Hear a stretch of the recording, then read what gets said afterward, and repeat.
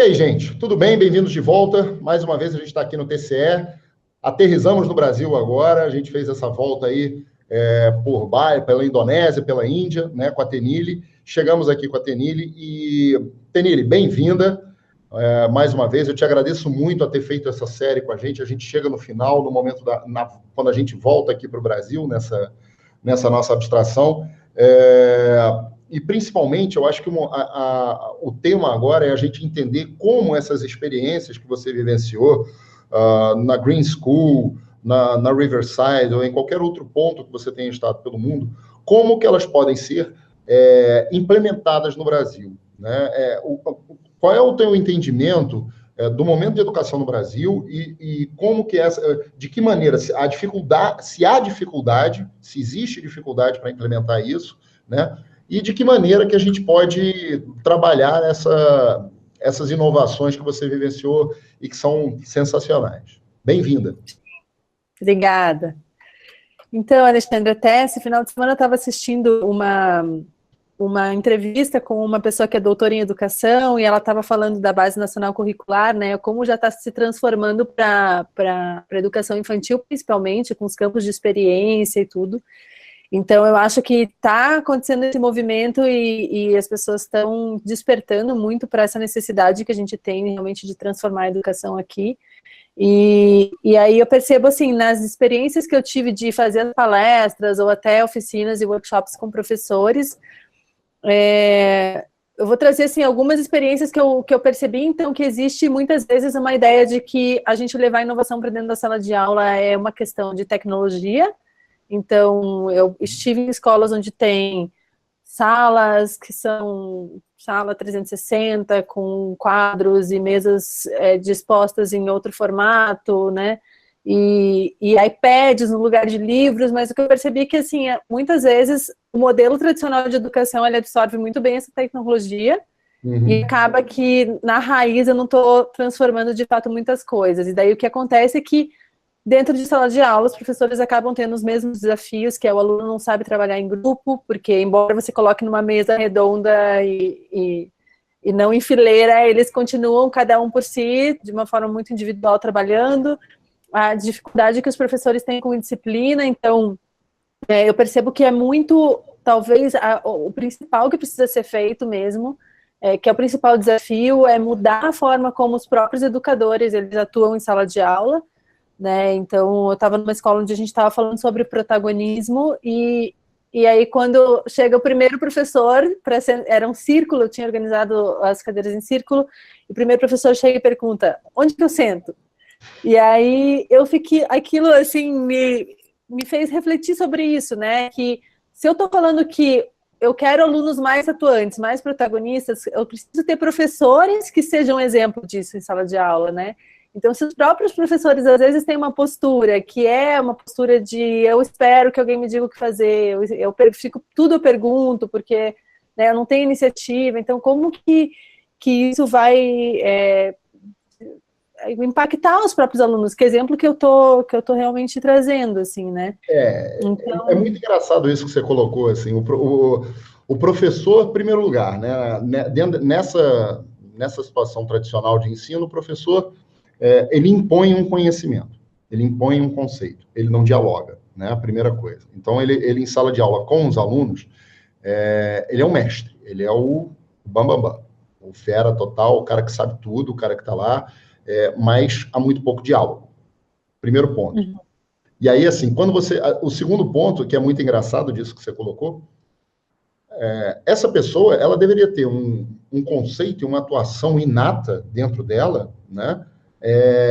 Impositiva o tempo todo. Então, ele chegando numa sala de aula onde ele vai ter um ciclo de palestras, um ciclo de discussões e diálogos, ele deveria saber aonde ele vai sentar. Mas na hora em que ele se coloca como aluno, ele fica totalmente passivo, ele deixa até de ter uma vontade dele. E aí a gente vai...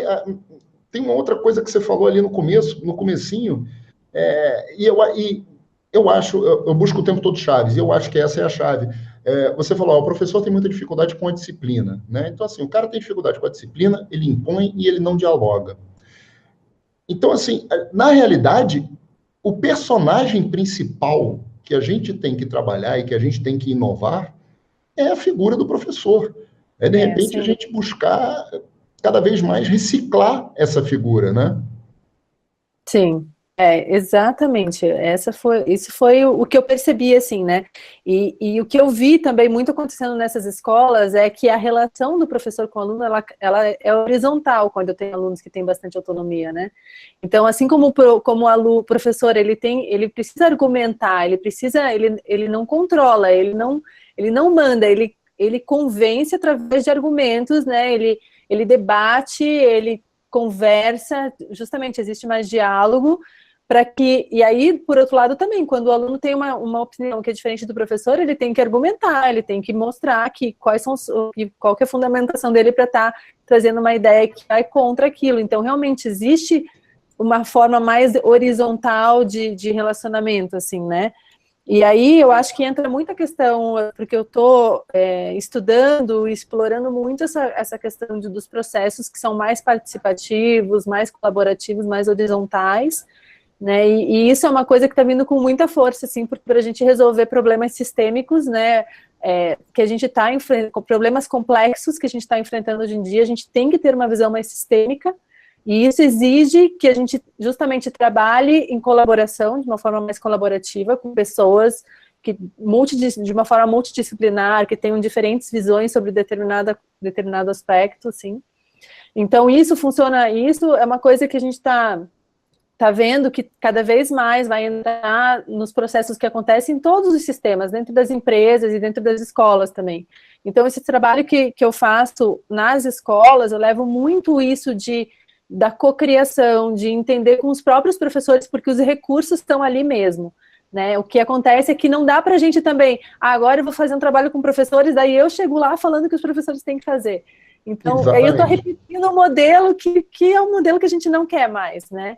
Então, aí eu vou lá e eu vou aplicar justamente um processo que é colaborativo, de cocriação, onde a gente vai pensar juntos e os professores, eles têm as respostas, né? Mas talvez eles não tenham a oportunidade justamente de sentar com o tempo para conversar, para debater, para construir, para planejar em conjunto, e eu vejo que é isso que está faltando, assim, porque eu tive uma experiência de participar de uma semana pedagógica dentro de uma escola, onde eu fiz esse processo que era mais participativo, onde eu dei a voz para os professores, para que eles trouxessem a bagagem deles, os desafios deles, e isso foi uma coisa que eles avaliaram, assim, que eles avaliaram muito bem, porque eles falaram, a gente precisa mais tempo para conversar, para debater, para construir, né, porque o que acontece é que acaba muito a gente levando também, agora sim tem que saber sobre metodologias ativas, daí eu vou lá, levo alguém para falar sobre metodologias ativas, e na verdade não estou possibilitando que essas metodologias ativas aconteçam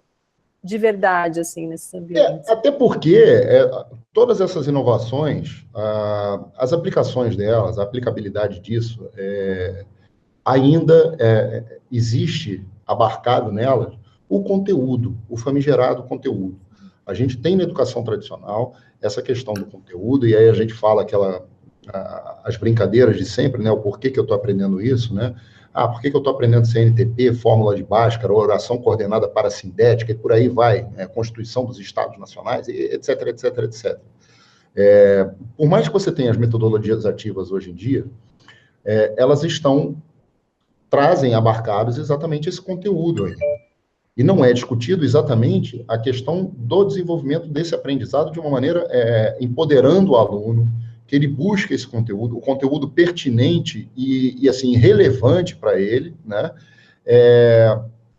E a figura do professor muito mais como um facilitador do que um transmissor desse conteúdo, né? Eu não sei, a figura que me vem é a figura do marisco, quando eu penso no professor. Me compadeço muito deles hoje em dia, porque o que acontece? Você tem um conteúdo enorme, absurdo sendo colocado, imposto a eles e cobrado a eles que seja passado, numa carga horária e num currículo escolar que não é possível você colocar com qualidade, você passar todo esse conteúdo, né? E ele fica pressionado entre o mar e a pedra, por isso como marisco, porque tem essa pressão da escola de um lado e a pressão de aluno e família dizendo que não dá, que não tem condições, que quer aprender de outro jeito. E ninguém quer saber como, o que realmente ensinar ou o que realmente aprender. Então, essa questão é da reciclagem do professor, e como você falou, proporcionar o diálogo ao professor, que não seja um diálogo só da sala de professor, do cafezinho, é fundamental para a gente implementar qualquer inovação que seja. Eu não sei se você concorda comigo, mas eu acho que o caminho passa por aí. Sim, sim, sem dúvida. Eu acho que esse papel de facilitador, assim, é essencial nesse aspecto, e eu vejo pelas experiências que eu tive, né, principalmente na Green School, de que o professor, o que eu achei muito interessante é o professor, ele também mostra para o aluno que ele está aprendendo. Eu não sou a pessoa que sabe tudo aqui e eu vou te dizer quais são as verdades. O que eu sou é alguém que eu sou mais veterano, eu sou um aprendiz avançado, e você é um aprendiz que está começando a aprender, iniciante.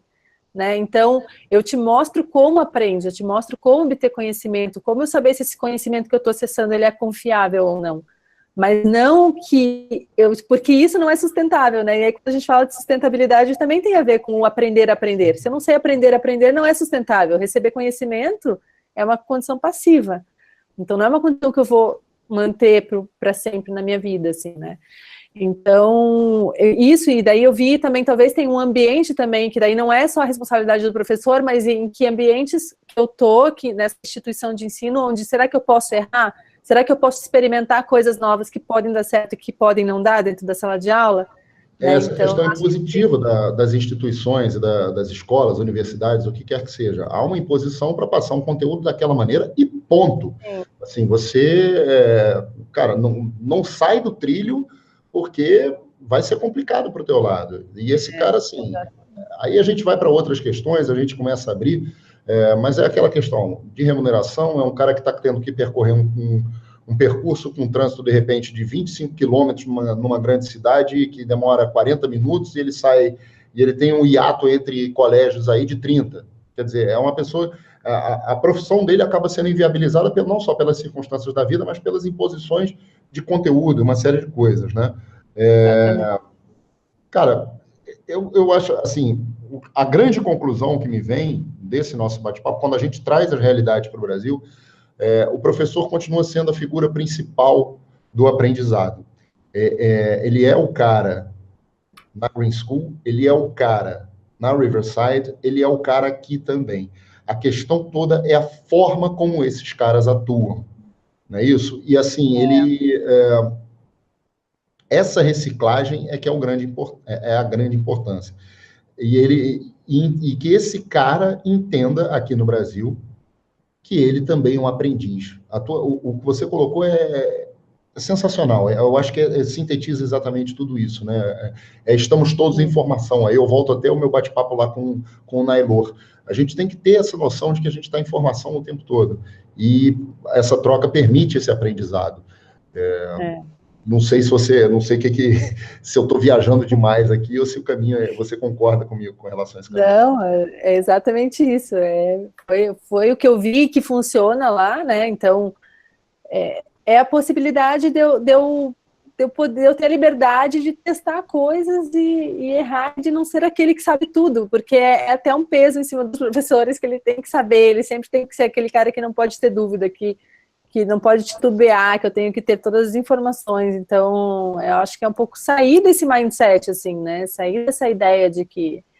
E exige realmente uma reinvenção do papel do professor, eu vejo, assim. Isso é uma coisa que é desafiadora mesmo, porque eu sempre fui, né? Eu sempre tive determinada condução dentro da sala de aula e, de repente, estão me exigindo que eu faça uma coisa completamente diferente, que é o papel do facilitador, porque daí exige outras habilidades, né? Exige uma habilidade que a gente estava falando do diálogo, de ouvir o aluno, de provocar, de fazer com que ele pergunte mais e não com que ele fique passivo só ouvindo as verdades, né? Ou que, enfim, ou recebendo conteúdo. Então, exige uma reinvenção mesmo, assim, né?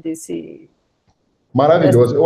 Assim, se a gente pode concluir alguma coisa e fazendo um link de todos esses bate-papos, né?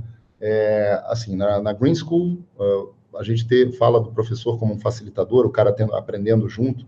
No Riverside, a tua experiência mais marcante foi o motorista, né? Ou seja, o cara que conduz os alunos.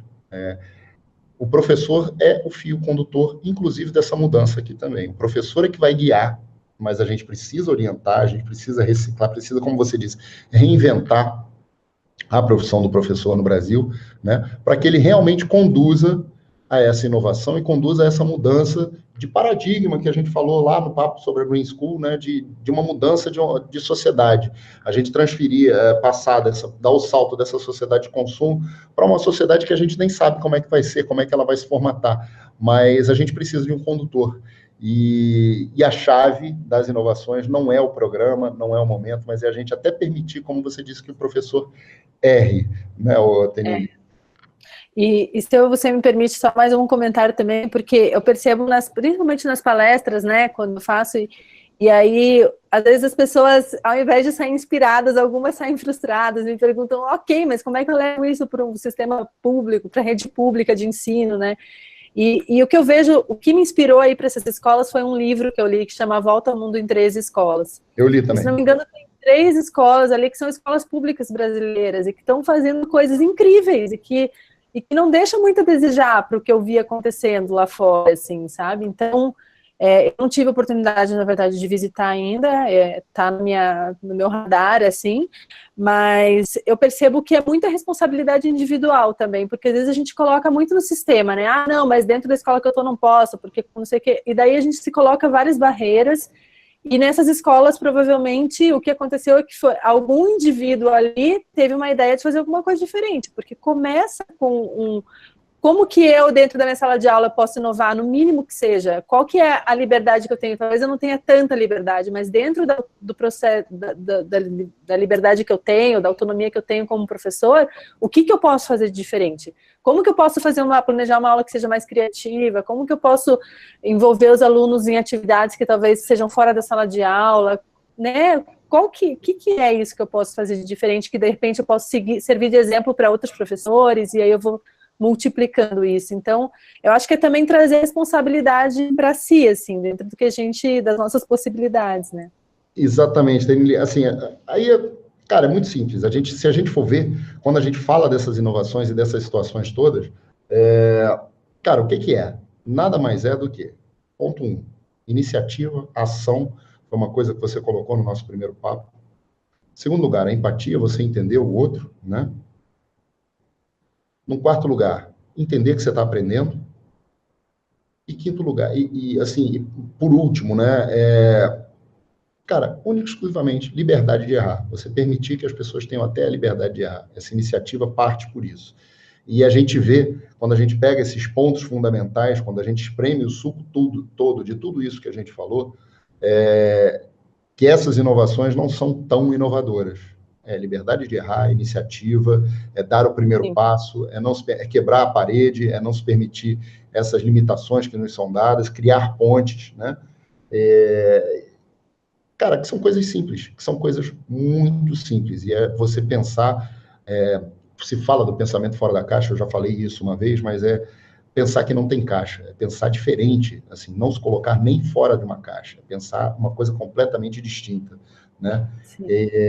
Tenille, não tenho como te agradecer, foi sensacional essa sequência de bate-papo que a gente teve, com certeza a gente vai ter outros momentos, né? A gente já conversou a respeito, inclusive, e acho que os projetos hoje estão em paralelo, os nossos projetos estão em paralelo, mas em algum momento, vão fazer uma curvinha aí, que vão se cruzar novamente. Te agradeço imensamente, a tua contribuição foi imensa aqui para o Trabalhando com Educação, tá? E eu espero que vocês também tenham gostado. Eu deixo para você, Tenille, só fazer a tua despedida aí desse papo maravilhoso. Tá bom, muito obrigada, eu que agradeço, foi um prazer estar aqui com vocês. E é sempre bom a gente debater sobre esse tema, e cada vez que a gente conversa também, parece que vai expandindo para mim também, assim, nossa, eu nunca tinha feito essa conexão antes de uma coisa com a outra, então, enfim, foi muito rico, muito enriquecedor para mim também. Muito obrigada, Alexandre. Maravilha, você falou a palavra-chave aí, a conexão. Então. A palavra-chave é a conexão, a questão toda são as conexões que a gente faz, seja com o tema, com tudo, e com as pessoas, principalmente, a relação. no aspecto, no contato humano, né? Não esqueçam a questão de revolução e tudo. A revolução é exatamente essa que a gente perdeu um pouquinho e tem que trazer agora, mas isso é digressão, isso é papo para outro momento. Tenille, mais uma vez, muito obrigado. A todos vocês, obrigada. Eu agradeço a permanência, a assistência, a audiência aí desse bate-papo, que foi maravilhoso. A gente se vê em outros momentos, com outros temas. O Fernando também vai estar de volta aí daqui a pouco, com outros convidados, tá certo? E, enfim, não se esqueçam, sempre lembrando, se inscrevam, curtam, compartilhem, mas o mais importante é o feedback, é o comentário de vocês. A gente quer ouvir muito vocês para poder seguir com esse projeto, tá bom? Um abraço, até a próxima vez. Tchau, tchau. Tchau.